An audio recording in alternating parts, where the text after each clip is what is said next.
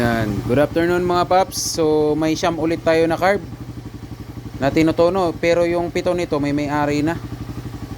Yan. So ito yung pang siyam.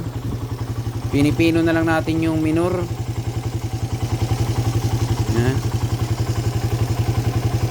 Pero napatakbo na natin to mga paps. So pag pinapatakbo natin, hindi ito yung kinakabit natin, ito.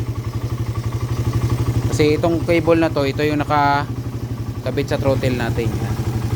So yan, ino-observe na lang natin yung idle nya.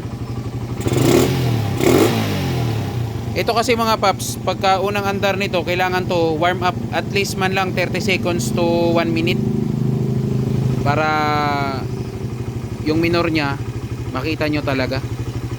So yan, kitang kita naman. So kung gagalaw man yan, konti lang. So parang ganyan, oh. Maglalaro lang yan sa 1.3 to 1.5. So ganyan siya mag-minor, RPM. Yan. So iniisa-isa natin yan mga paps.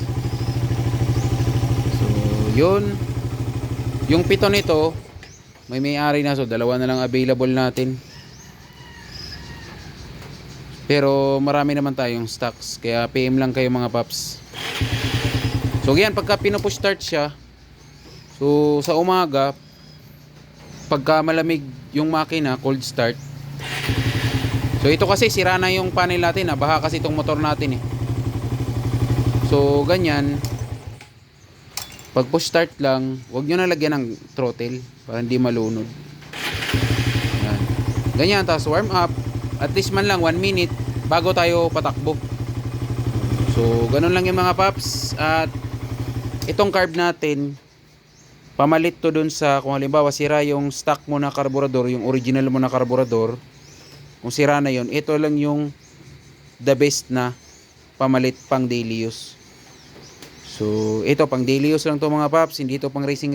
Kung gusto natin racing, yung mga mamahali na karburador yung bilhin natin, no, wag ito. Kasi ito budget meal lang talaga to, pamalit dun sa stock mong karburador pag sira na. Pero kung pang service lang naman ang motor mo, tulad itong motor ko, ganyan rin na carb yung ginagamit ko. So 2 years na. So nakita nyo yung ibang mga in-upload natin, 2 years, 1 year, nagbigay pa rin sila ng feedback, okay naman sa kanila. Yung karburador natin mga paps, tinotono natin to, pinapatakbo para malaman natin kung may problema o wala, o maganda ba yung tono o hindi. So kapag dating sa inyo, make sure na lang na yung motor nyo nasa maayos na kondisyon para wala tayong maging problema, no. Tapos yung instruction, panoorin nyo rin at sundin nyo yung instruction. So yun lang naman mga paps. Kitang kita naman.